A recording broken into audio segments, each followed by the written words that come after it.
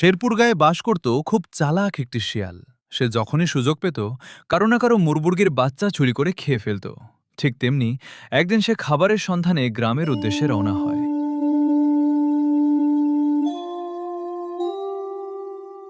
বেলামা, একটু এদিকে আয়, মুরগিগুলো একটু পাহারা দে। এই কথা বলে বেলার দাদু সেখান থেকে চলে যায়।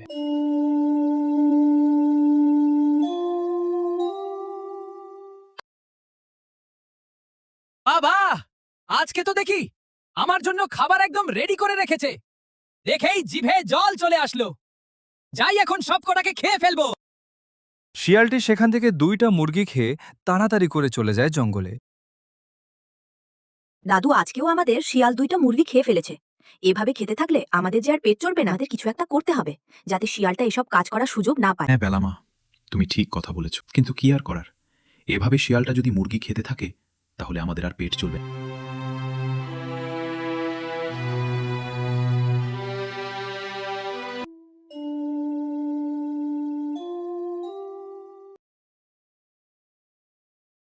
বাহ, রমেশের মুরগি এত খেতে মজা! আগে জানলে আমি প্রতিদিন যেতাম। আজকেও যাব এবং সব মুরগি খেয়ে ফেলবো।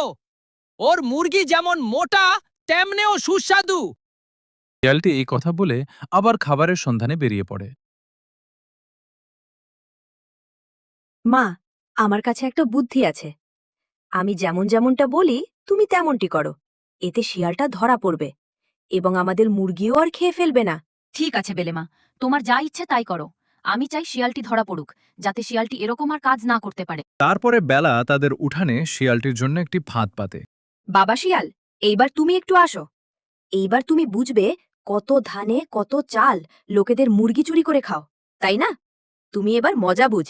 এই কথা বলে বেলা সেখান থেকে এক জায়গায় লুকিয়ে পড়ে এবং সঙ্গে সঙ্গে সেই শিয়ালটি তাদের উঠানে এসে হাজির। বাহ বাহ, এত দেখি মেঘ না চাইতেই জল। আজকে দেখি পুরো মুরগির দল রেখে চলে গেছে। বেশি দেরি করা যাবে না। আবার কখন মালিক চলে আসবে, এখনই সব খেয়ে ফেলবো।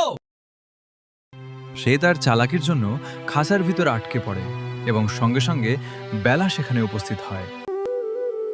মা, দাদু, তোমরা কোথায়? শিগগিরই এখানে আসো, দেখো আমাদের বুদ্ধিটাতে শিয়ালটি ধরা পড়েছে। বেশ হয়েছে, এবার ওকে একটু এখানে থাকতে দে, দেখুক কেমন লাগে।